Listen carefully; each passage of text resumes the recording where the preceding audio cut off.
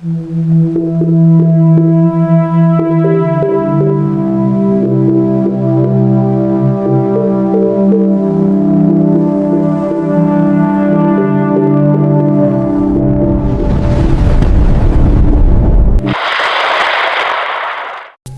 araw po sa inyong lahat. Narito na po ang pinaka-latest nating update sa magiging lagay ng panahon ngayong araw ng linggo, ika-8 ng Pebrero taong 2026.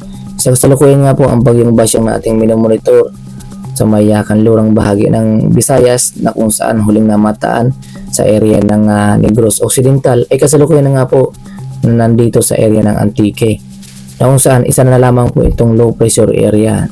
Ngunit nagdadala pa rin ito ng maulap na papurin at mga kalat-kalat na pag-ulan, lalong-lalo na dito sa area ng Quezon, Camarines Sur, Camarines Norte.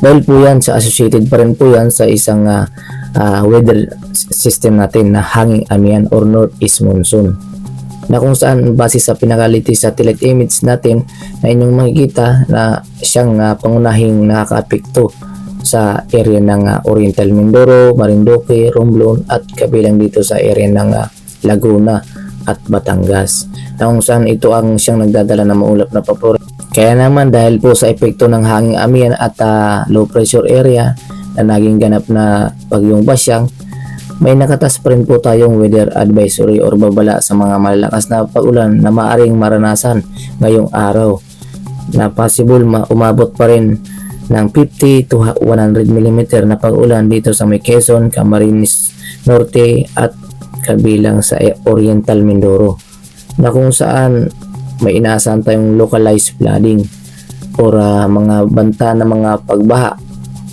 sa mga mababang lugar at pagguho ng lupa sa mga mabundok na lugar.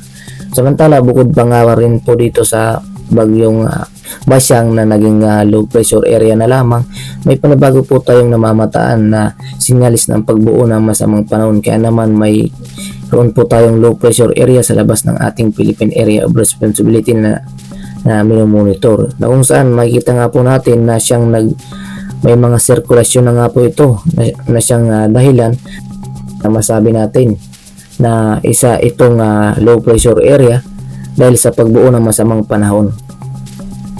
Ngunit marami po ang possible pang magbago sa posibleng magiging lakas nito. Possible pa itong malusaw or lumakas sa mga susunod na araw. Kaya naman po manatiling maging alerto at maging updated sa panibagong nating update sa ukol dito sa magiging lagay nitong low pressure area sa labas ng ating Philippine Area of Responsibility. Samantala, para naman sa tropical cyclone threat potential na inyong matatandaan na nag-issue na po tayo noon na possible na may kasunod itong bagyong si Basyang na posibleng pumasok dito sa may silangang bahagi ng Mindanao. At inyong matatandaan noon ay papasok ang panibagong bagyo dito sa may silangang pagsapit ng February 9 hanggang February 15 sa panibagong track, na kung saan sa February 2 ay makikita pa natin yung track ng bagyong Basyang sa may silangang bahagi ng Mindanao, na tatawid nga ito sa may silangang bahagi ng Mindanao patungo dito sa may Visayas. Kaya naman po mayroon po tayong low pressure area pa rin na minomonitor base sa ating pinaka-satellite image. Ngunit itong inaasahan po natin na itong low pressure area na naging bagyong Basyang ay inaasahan natin na malusaw na lamang ito sa mga susunod na oras or araw, na siyang pangunahin magiging epekto sa ating bansa ay ang hanging amihan. At para naman sa magiging lagay ng panahon dito sa Luzon ay inaasahan pa rin po natin ang epekto ng hanging amihan at associated dito sa tinatawag nating low pressure area na naging bagyong Basyang, na pinag-aalerto pa rin natin ang ating mga kababayan lalong-lalo na dito sa may Cagayan Valley Region, Isabela, Quirino, Aurora, Nueva Ecija, Bulacan, dito sa area ng Quezon, Camarines Norte. Dahil pa rin po yan sa epekto ng hanging amihan, kabilang dito sa Laguna, Batangas, Oriental Mindoro, Marinduque, Palawan. Dahil pa rin po yan sa epekto ng hanging amihan at ng low pressure area Samantala, sa mga lalabing bahagi ng Luzon ay inaasahan natin magiging improving weather naman po ang magiging lagay ng panahon or maliwalas na panahon dito sa may area ng Ilocos Region, Pangasinan, Zambales, Bataan, Tarlac. Ay inaasahan natin makakaranas ng improving weather. Ngunit may alerto pa rin sa mga light rains or mga may hinang pag-ulan. At para naman sa magiging lagay ng panahon dito sa Visayas, inaasahan natin sa may silangang bahagi ng Visayas ay makakaranas pa rin ng mga maulap na papurin at mga kalat-kalat na pag-ulan, lalong-lalo na dito sa may Northern Samar, Eastern Samar. Nadulot pa nga rin po yan ng hanging-amihan at ng low pressure area, na kung saan inaasahan din natin ng mga pag-ulan dito sa area ng Antique, Aklan, Capiz. Dahil pa rin yan sa associated nga rin po yan yung low pressure area sa hanging-amihan na siyang nagdudulot ng maulap na papurin at mga kalat na pag-ulan.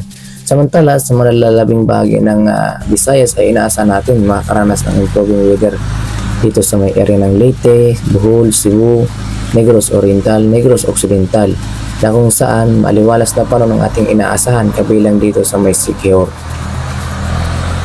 Samantala, para naman sa magiging lagay ng panahon dito sa may Mindanao, ay inaasahan natin ang improving weather ang magiging lagay ng panahon sa halos buong Mindanao, na may mabababang tsansa ng mga pag-ulan sa halos buong Mindanao po yan.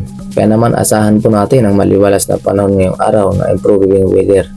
At para naman sa magiging lagay ng ating panahon dito sa karagatan, ay sa kasalukuyan nga po wala na po tayong nakataas na gilwa rin sa kahit anong seaboard ng ating bansa. Ngunit iba yung pag-iingat pa rin po sa ating mga manlalayag na mangisda upang sa gayon makaiwas po tayo sa anumang kapahamakan.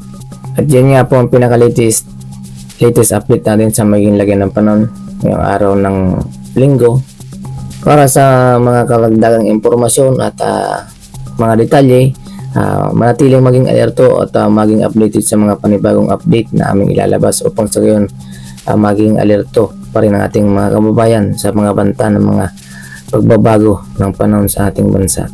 At kung sakaling lalabas kayo ng inyong mga tahanan, ay ugaliin pa rin magdala ng payong at panangga sa mga biglaang buhos ng pag-ulan, lalong-lalo na sa mga nagmumotor na biglaan na buhos ang pag-ulan dito sa may area ng Camarines Norte at Quezon, kabilang dito sa may Oriental Mindoro. Dahil pa rin yan sa banta ng hanging-amihan at ng low pressure area. Mapanganib pa rin po yan na kung saan may localized flooding pa rin po tayong inaasahan. At yun nga po ang pinaka-latest nating update sa magiging lagay ng panahon. Ingat po tayong lahat and God bless us all guys.